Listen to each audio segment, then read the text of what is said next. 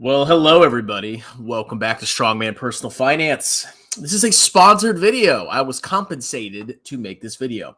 We're going to talk about EXPI stock, EXP World Holdings, which apparently is an MLM. I mean, maybe, but there's more to the business than that. But we're going to go look into this stunk, and I'm going to tell you my personal opinion about it, okay? Should you buy this stock? No, you should buy an index fund. Should you do research into the stock? Sure, if you want to, but this is a good starting point. So if you want a paid video as well, you know where to go. Click on the comments below once the video's over, and you can send me money, and I'll make a video.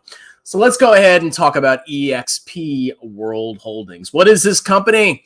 Well, it provides cloud-based, very key, cloud-based real estate brokerage services for residential homeowners and home buyers. The company facilitates buyers to search real-time property listings and sellers to list their properties through its various platforms, and offers buyers and sellers with access to a network of professionals. And here's where it gets really funny. It is also involved in building 3D virtual worlds. I'm sorry. Oh my God. What a freaking nightmare. God. 3D virtual worlds for work, education, and events. And we're going to go look, don't worry, we're going to look at their website. So it's a real estate brokerage, okay? Basically, they provide they have a bunch of real estate agents, and they basically provide overhead and services for the agents, and they get a cut of the agents' commissions. That's basically how real estate brokerages make money. They're everywhere, okay? So if we look at the overall financials, it's got a market cap of $3.7 billion on trailing revenue of $4.44 billion. Probably not making a lot of money with net income of $8 million. That's basically no profit whatsoever. Okay. Now the stock is trading at $24, and apparently the analysts have a price target of $20, but it's a strong buy. Okay. The forward PE is a low, $121. Not the current PE, the forward PE. Okay. That's the price of the next 12 months earnings. Okay. This better be growing really fast. Now, if we look at the stunk price, it went to the absolute moon, and I have a suspicion why. Okay, during the clown market, it went up massively. I suspect it's because they have virtual metaverse type workspaces, and everybody thought that was cool and exciting and new, regardless of profits, and they probably bought the stock, and then it imploded, like all those clown stocks always do. So let's go ahead and look at the financials. Okay, number one, we see massive explosive revenue growth starting in 2020. Why was that? Well, interest rates got cut, and home prices and home sales went through the roof. And this brokerage made a lot of money because they had a bunch of real estate agents, and they're growing their agent base, and there was a lot of home sales. I mean, homes were getting scooped up a dime a dozen. I bought a freaking home during this time period. I didn't use them. But their revenue went to the freaking moon. But now it's starting to contract because the housing market's going through an interesting time. As a matter of fact, we can go check it out here, okay? So this chart we're going to look at is United States existing home sales. And this is the chart over the past 5 years. So we can see during the start of the pandemic, make sure I'm sharing my screen. We are, good. During the start of the pandemic, we had a massive dip in home sales, okay? Obviously, nobody's buying homes. Everybody's hunkering down. The world's ending. And then all of a sudden, we see an explosion of home sales. Why? Interest rates went down. I rushed to buy a house right around, when did I buy my house? May 2020? Yeah, because I was like, wow, I've 2.89% interest rate. Let's go, baby. Buy. So me and everybody else went and bought homes at super low interest rates, and you can see that it spiked up. And that basically matches the revenue of EXP. I mean, look at that. You can obviously see the revenue shot up during the pandemic, shot up massively, and now it's coming back to earth because you can see that home sales have really started to go down. Why is that? Maybe because interest rates have gone up and people are less enticed to buy a home because their mortgage would be a lot higher, okay? And of course, there was a little spike for whatever reason, and then it's gone back down a little bit. So home sales have imploded, and if there's less homes being sold, even if they're higher dollar amounts, at the end of the day, you're probably going to have an impact on your revenue. This company is reliant on the real estate market. So this is more of a real estate market play. Okay. This isn't like a DCF. It's the future, bro. What's the PE at 5 years of disposition? I'm timing the real estate market cycle. Okay. Here's some stuff from the National Association of Realtors. So you can obviously see, existing home sales. This is from 2019, May 2019 to May 2023. You can obviously see home sales have gone down pretty significantly.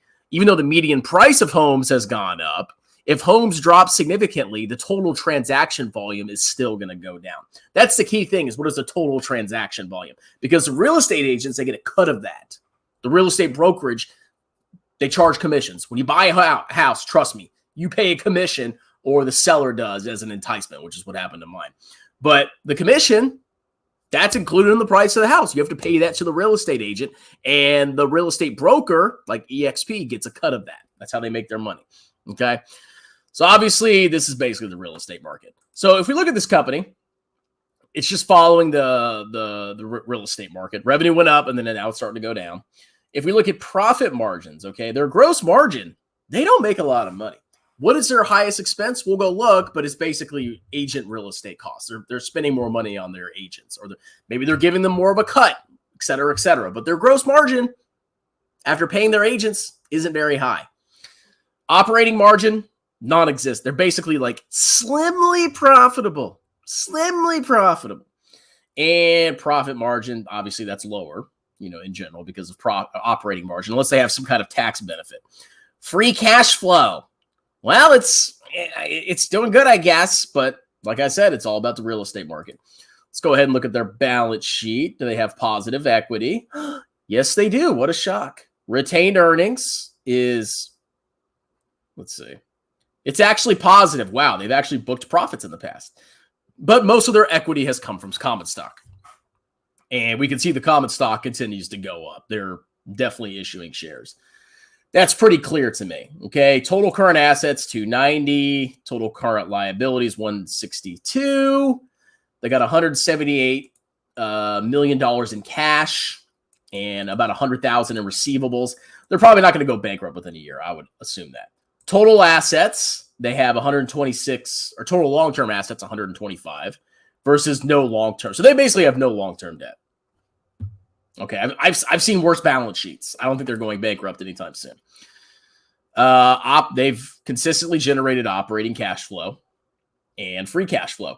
They even pay a dividend, and they're buying back shares. So not the worst. From a financial perspective, what I don't like about this company is it's a very low margin company. They don't make a lot of money, okay? But they also haven't gotten obliterated in the current market, and their balance sheet is pretty solid. So that's the overview of the company. Now, if we go and look at the company website, there's some funny stuff on here. So obviously they have the real estate section, right? They got EXP Realty, but they also have this Virbela, which is a first virtual world platform built specifically to solve the challenges of remote collaborations. Let me see where I have this pulled up. This is... So I don't know if you can see it, but it's like this virtual world where I guess you can meet. It's like the metaverse. It just makes me laugh because, like, can you imagine, you're a remote worker, but they make you go to the office anyway. You got to play in this stupid virtual world and hang out with your coworkers' avatar, and they're glitching, and there's like a penis on their head. It's just hilarious. Virbela is the first virtual world platform built specifically to solve the challenges of remote collaboration. Users can meet, host events, hold classes, and service an entirely remote workforce, all in an immersive, engaging 3D world. What a freaking nightmare. You can see the avatars here. What is your sales this month? Oh, I sold 3 homes. So this is part of their business. They also have this magazine called Success Magazine. Oh, success, look at me. Oh my God, so successful, my girl. We've got this thing, Showcase IDX, a real estate search and consumer engagement plugin for WordPress. Basically, they bring on these agents and they provide a lot of services and basically overhead for the agents, and they get a cut from the agents for their for providing the services. Zoocasa, it's a next-gen platform that offers personalized and easy access to MLS listings, obviously for a real estate broker. Makes sense. Now, I read a little bit more about how they compensate their agents. Now, this is from 2021. All right. It says, eXp Realty operates in a real estate MLM niche. It's a cloud-based brokerage. I can see why the stunk went up a lot, okay? Oh my God, they got virtual reality and it's the future, bro. Oh my God. So, well, let's see. eXp Realty affiliates share an 80-20 split with the company on commissions earned. I don't know if that's good or bad for real estate. And I don't know if that's changed. It looks like the split is, yeah. I mean, if you think about it, if the business only made their money from real estate, from splitting, then, you know, their gross margin is right off the bat 20%. Well, you can see their gross margin is lower than that. So they're obviously either they changed the compensation structure, or there's some other costs that are getting filtered into gross margin because they do not have, this is not a high margin company. Uh-oh. Am I still live? There we go. Okay. Let's continue. That is if you make $10,000 selling a property, you make $8,000 in the real. Okay. So they're basically getting a 20% cut. This continues until $16,000. And then once that cap is reached, then the affiliate keeps 100% of generated commissions. However, eXp Realty charges a $250 transaction fee after the cap. Okay. Now here's where it gets accused of being an MLM. eXp Realty pays residual commissions via a uni-level compensation structure. A uni-level compensation structure places an affiliate at the top of a uni-level team with every personally recruited affiliate placed directly under them. So it looks like if you bring people on, you get a cut of their commission. So the later you join, the less you keep of your commissions. Okay, so I see this 80-20 split plan with the company, but some of that 80 is probably also going to the person that helped bring you on board. Okay, so this is definitely MLM-y vibes. Okay, but it's not just the money can be made from selling real estate, obviously. But it does have a component of an MLM associated with it. And they even say so in their financial statements. Let's see.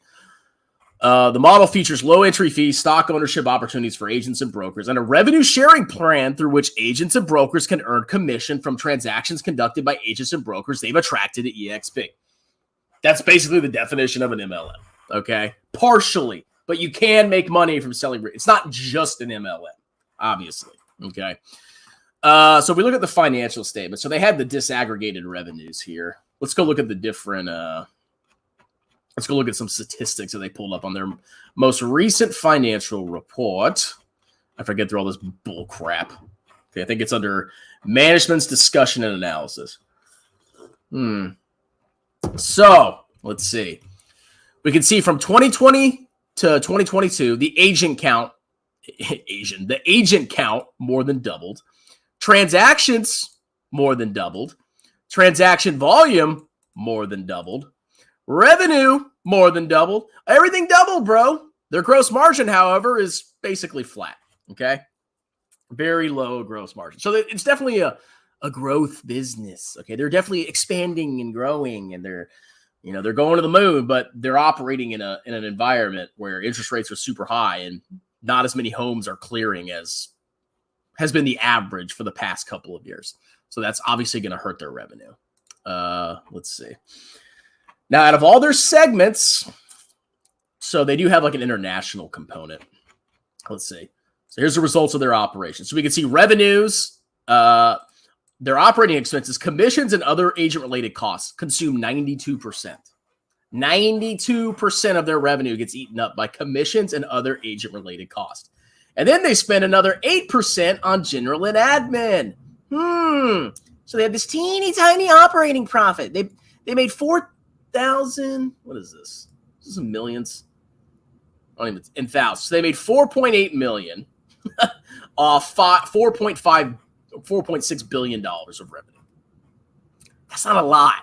Okay. Let's see. And then they basically had some tax benefit that bumped up their net income. Okay. But overall, this is not a very profitable company. They don't make a lot of money.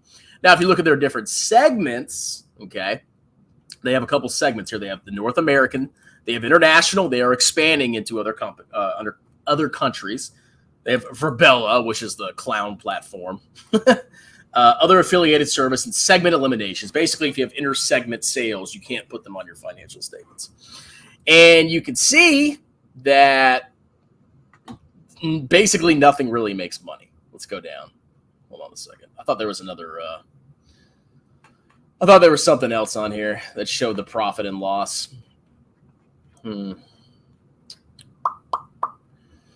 North American Realty. Okay, yeah. So North American Realty is the only one that has adjusted segment earnings before interest, taxes, depreciation, and amortization. And that's not a GAAP measure. It's the North American one is the only one that has profits. Everything else ain't doing too hot. Okay, look at that. International, losing money. For Bella, it's improved, but it's still losing money. Other affiliates. So basically, they're living off North America. Okay, and the vast majority of their revenue comes from North America. So while this is a international company, it's basically you want to track the North American real estate. So what do I think about this company? Well, I wouldn't work for it, but I'm not a real estate person. If you want to work for them, you got to consider this, and you got to consider the market you're operating in. Real estate market.